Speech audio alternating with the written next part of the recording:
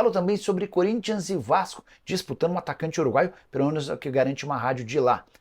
O interesse do Bahia na contratação de um goleiro do Vasco da Gama, as últimas do mercado, bastidores, finanças e muito mais. Fala aí pessoal, sou Jorge Nicola, bem-vindos a mais um vídeo do canal, sempre bom ter vocês por aqui, sem perder tempo, só pedir para deixar like, se inscrever no canal e ativar as notificações. Bora de notícias, quero começar falando sobre a possibilidade de o Bahia contratar Léo Jardim. Esse assunto dominou as redes sociais ao longo da quarta-feira e causou preocupação em torcedores vascaínos. O que eu fiz? Entrei em contato com o dirigente Cruz Maltino, que garantiu, não houve proposta e nem haverá.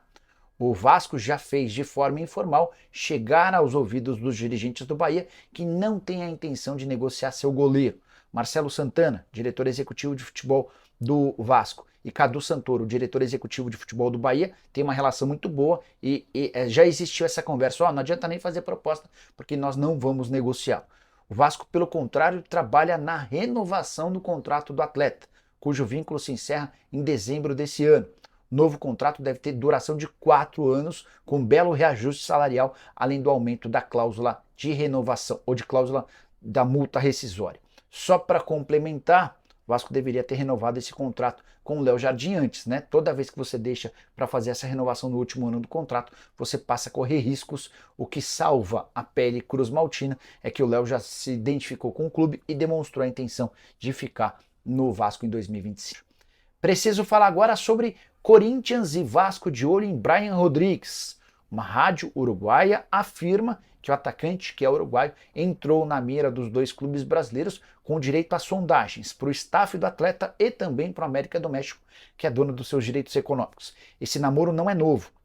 Tanto o Corinthians quanto o Vasco já haviam tentado a contratação do Brian Rodrigues na janela da metade do ano passado. Na oportunidade, o América fez jogo duro, entendendo que o atleta era uma espécie de 12º jogador e estava sempre muito pronto para ser utilizado. A temporada dele no Campeonato Mexicano foi de 48 jogos, 19 gols e 8 assistências. Na Champions da CONCACAF, 7 partidas com 2 gols. Tanto o Vasco quanto o Corinthians têm interesse na contratação do atleta apenas por empréstimo com opção de compra. Se tiver de desembolsar uma grana para comprá-lo, a operação fica mais complicada, até porque os dois times citados têm enormes dificuldades financeiras. É por isso que o Corinthians ainda nem trouxe reforços para 2025, enquanto o Vasco até contratou jogadores, mas todos baratos ou praticamente de graça. Gostaria de saber de você, torcedor do Corinthians e do Vasco, se o Brian Rodrigues seria um bom acréscimo, jogador que não conseguiu se firmar como titular no América, mas tem bons predicados. Chuta bem, de velocidade, também tem drible, acho que seria útil tanto em um quanto em outro clube. O VAR terá mudanças para o Campeonato Carioca.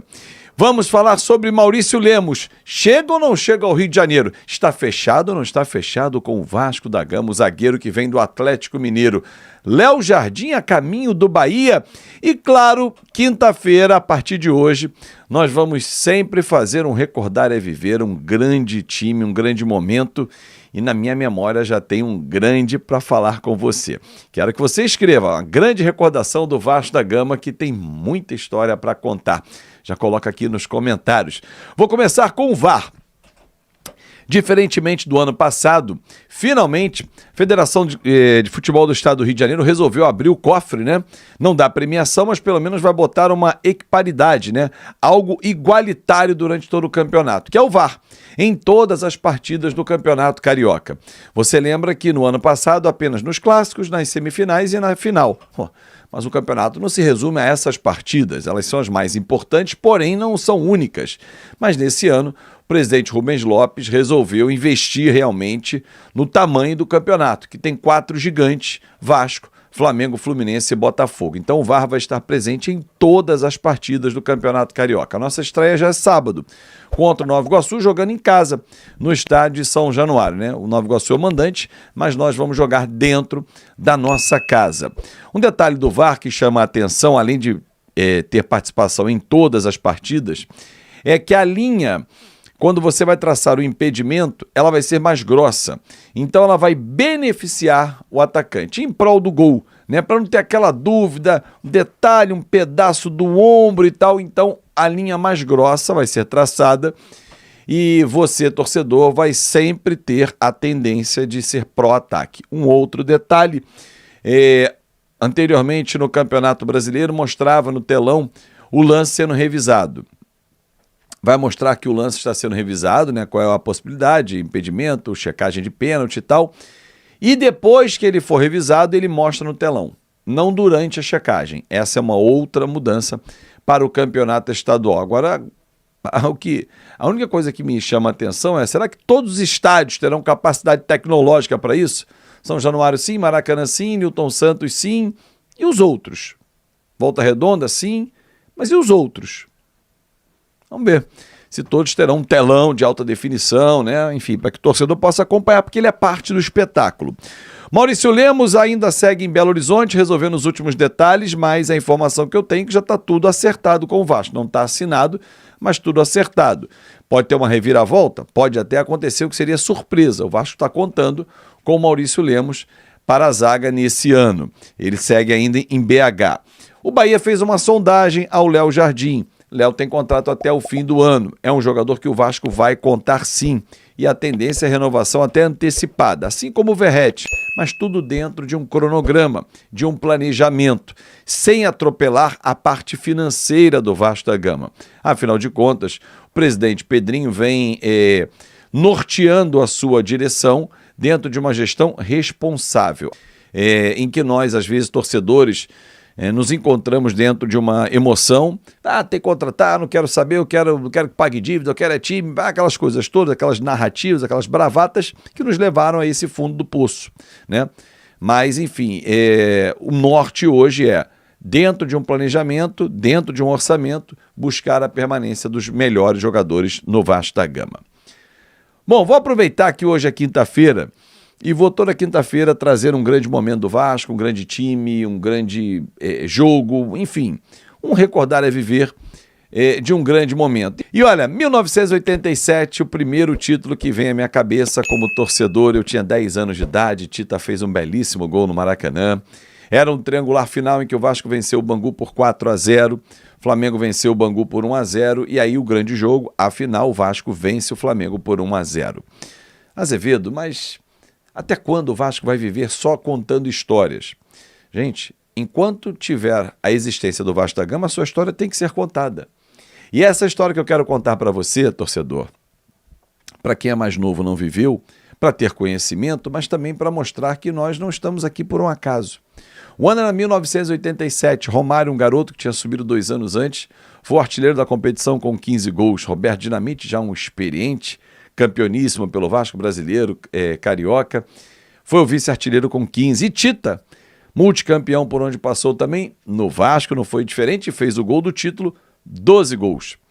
O time que jogou a final, Acácio, Paulo Roberto, Donato, Fernando, Mazinho, Moroni era zagueiro, Henrique, Giovani, Luiz Carlos Martins, Tita, Roberto e Romário. Participaram da campanha muito ativamente, por exemplo, o técnico João Santana começou, mas quem terminou nesse jogo era Sebastião Lazzaroni. Dunga começou a campanha, mas foi embora. Enfim, Moroni, que eu citei ainda há pouco, foi um jogador importante na zaga do Vasco também. Gente, a nossa história nunca vai ser apagada. O Vasco tem grandes momentos, grandes títulos, grandes jogadores, e que nós temos que reverenciar.